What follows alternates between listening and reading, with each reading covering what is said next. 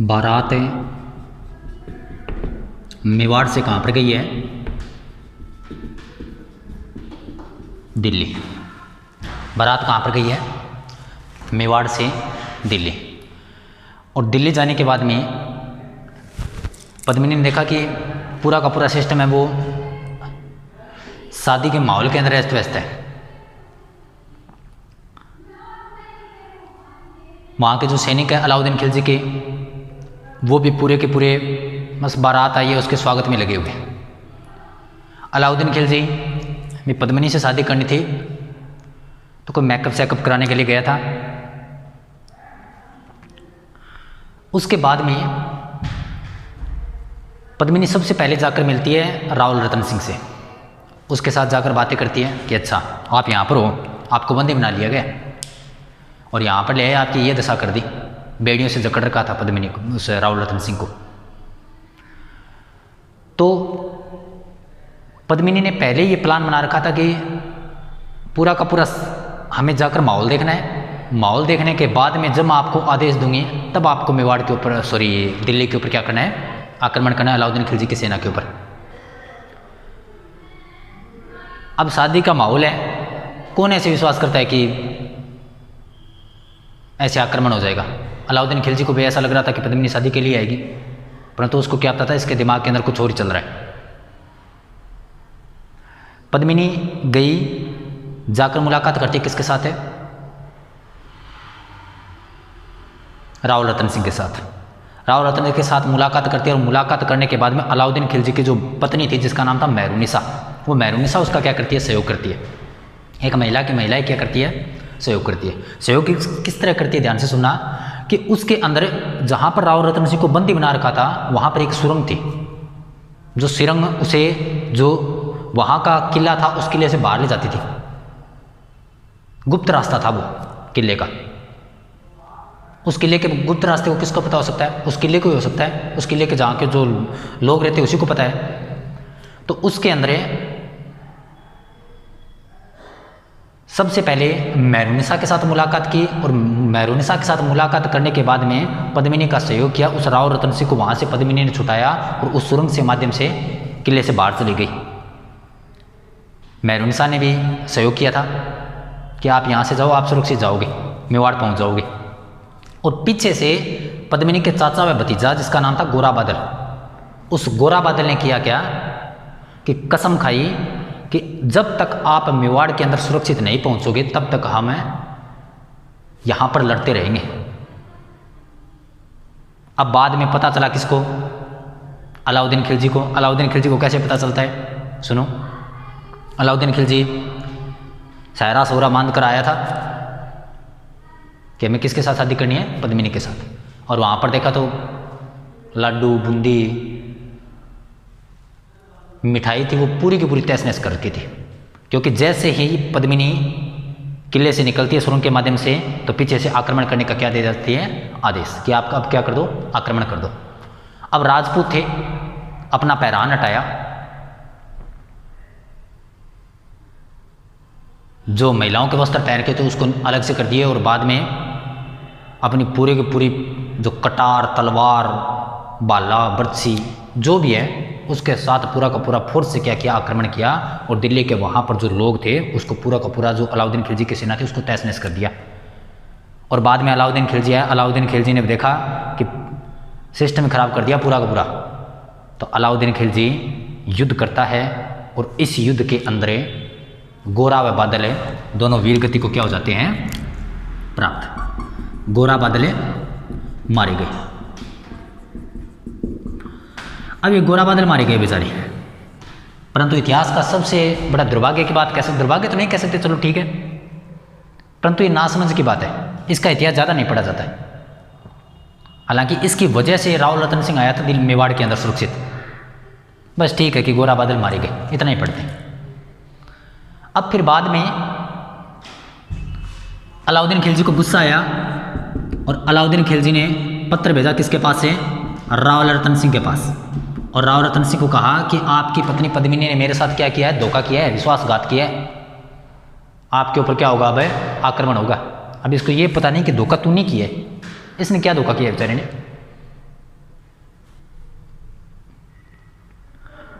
अब अलाउद्दीन खिलजी गया, कहाँ पर जाता है? मेवाड़ में। और मेवाड़ में क्या करता है? आक्रमण करता है। ध्यान से सुनना, इधर दिल्ली का कौन था? अलाउद्दीन खिलजी। आक्रमण किया किसके ऊपर है? रावल रतन सिंह पर। रावल रतन सिंह पर आक्रमण किया। रावल रतन सिंह इसमें क्या धारण करता है? केसरिया धारण करता है। रावल रतन सिंह ने क्या किया था? केसरिया किया था। और इसी रावल रतन सिंह की पत्नी, जिसका नाम क्या था? पद्मिनी, और इस पद्मिनी ने क्या किया? जौहर किया। पद्मिनी ने क्या किया? जौहर। अब जौहर कितनी महिलाओं के साथ किया? 1600 महिलाओं के साथ। कितनी महिला थी? 1600। और अलाउद्दीन खिलजी की इसमें क्या होती है? भी जीत होती है। रावल रतन सिंह इसके अंदर मारा जाता है केसरिया धारण करते हुए। और ये बात है 1303 की। कब की बात है? 1303 की बात है। और इसे कहा गया मेवाड़ का प्रथम साका। ये मेवाड़ के अंदर जौहर और केसरिया की पहली घटना होती है। रावल रतन सिंह मारा गया, पद्मिनी ने क्या कर लिया? जौहर कर लिया। और वैसे बताते कि जब ये युद्ध हो रहा था तो बताते कि लास्ट के अंदर अलाउद्दीन खिलजी और रावल रतन सिंह का हुआ था। दोनों आपस के अंदर तलवारों से लड़ रहे थे, दो ही दो थे, पूरी की पूरी सेना विराम करके थी। तो जब युद्ध में गया था तो इसी अलाउद्दीन खिलजी का एक सेनापति गया था जिसका नाम था मलिक काफूर। मलिक काफूर, मलिक काफूर जो क्या था? एक किन्नर था। मलिक काफूर क्या था? किन्नर था। ये गया था साथ में। और जाने के बाद में बताते कि जब दोनों का आपस के अंदर युद्ध हो रहा था तो उस युद्ध के अंदर आपस के अंदर दो ही दो लड़ रहे थे, अलाउद्दीन खिलजी, रावल रतन सिंह। और जैसे ही पता चला कि रावल रतन सिंह भारी हो रहा है, किसके ऊपर? अलाउद्दीन खिलजी के ऊपर, तो पीछे से तीर चलाई किसने?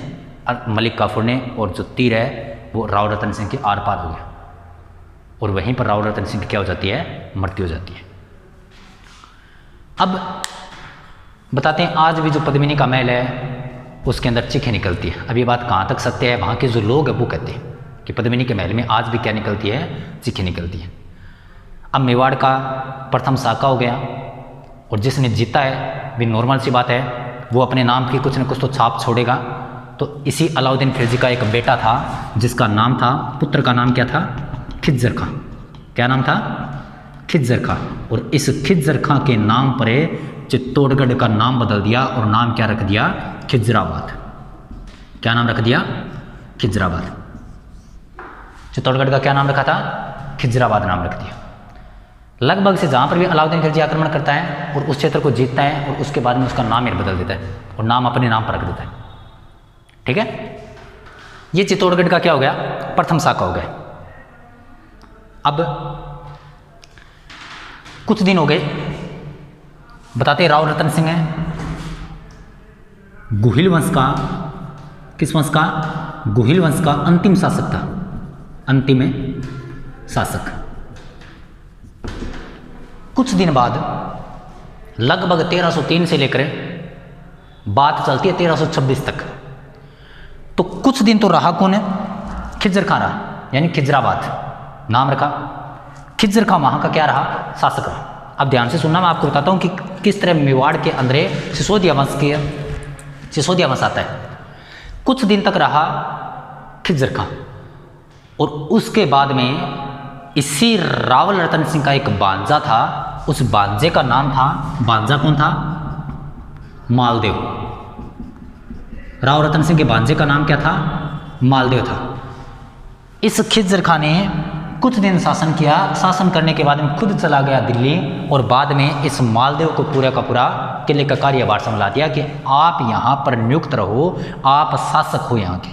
क्या हो? आप शासक हो, परंतु आप दिल्ली के अधीन हो। किसके अधीन हो? दिल्ली के अधीन हो। आपको दिल्ली के अंदर चित्तौड़गढ़ से जितना भी आप कर वसूल करोगे वो दिल्ली पहुंचाना है। बोला ठीक है, कोई दिक्कत नहीं। शासक कौन बन गया? मालदेव। इसी मेवाड़ के पास में एक क्षेत्र था जिसका नाम था सिसोदा। क्षेत्र का नाम क्या था? सिसोदा। मेवाड़ के अंदर कौन सा क्षेत्र था? सिसोदा। और इसी सिसोदा का एक शासक था जिसका नाम था हमीरदेव। क्या नाम था? हमीरदेव। सिसोदा के नाम शासक का नाम क्या था? हमीरदेव। ये हमीरदेव और इस मालदेव दोनों की आपस में बिल्कुल अनबन चल रही थी, बिल्कुल भी नहीं बनती थी। तो अब इस बात का फायदा तो उठाएगा। तो सिसोदा ने किया क्या, हमीरदेव ने इस मालदेव से मेवाड़ का कुछ हिस्सा प्राप्त कर लिया। मान लो ये मेवाड़ है, तो इस मेवाड़ का ये हिस्सा प्राप्त कर लिया किसने? हमीरदेव सिसोदिया ने। और बाद में 1325 के तकरीबन 25-26 के तकरीबन इस मालदेव की क्या हो गई? मृत्यु हो गई। इस मालदेव की क्या हो गई? मृत्यु हो गई। और इस बात का फायदा उठाया किसने? हमीरदेव सिसोदिया ने। और बाद में मालदेव की मृत्यु के तुरंत बाद पूरे के पूरे मेवाड़ पर क्या कर लिया? कब्जा कर लिया। किसने कर लिया? हमीरदेव सिसोदिया ने। और मेवाड़ के अंदर वापिस राजपूत वंश की क्या डाल दी है? नींव डाल दी है। वापिस राजपूत वंश की क्या डाली? नींव डाली। ये अभी मेवाड़ का गोहिल वंश। यहाँ पर मेवाड़ का गोहिल वंश क्या हो जाता है? कंप्लीट हो जाता है। सिसोदा का राजा आ गया हमीरदेव सिसोदिया, और बाद में ये पूरा का पूरा वंश का नाम क्या चल पड़ा? सिसोदिया वंश। रावल गोहिल वंश के नाम के आगे क्या लगता है?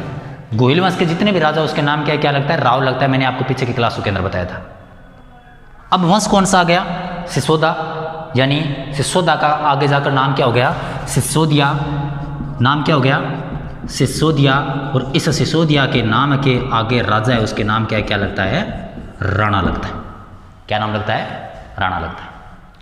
तो यहीं पर आपका गोहिल वंश कंप्लीट हो जाता है। कल से शुरुआत करेंगे सिसोदिया वंश से, यानी सबसे पहले राजा कौन आएगा? हमीरदेव सिसोदिया आएगा। ये है मेवाड़ का इतिहास गोहिल वंश का।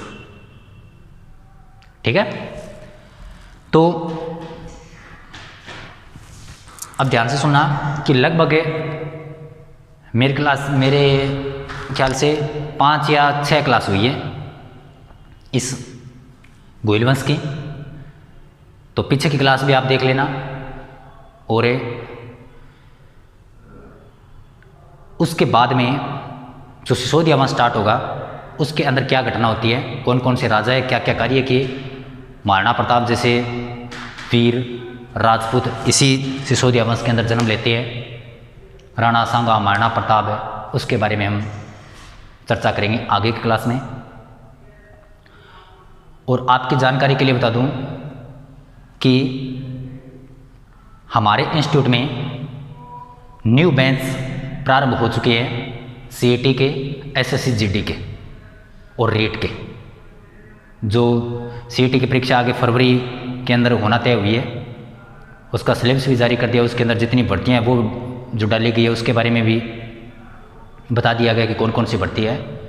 तो आप आए, जो डिस्क्रिप्शन है उसके नीचे आपको कॉन्टैक्ट नंबर दे दिए जाएंगे, उसके ऊपर आप कॉन्टैक्ट करके या हमारे इंस्टीट्यूट के अंदर आकर आप पता कर सकते हो।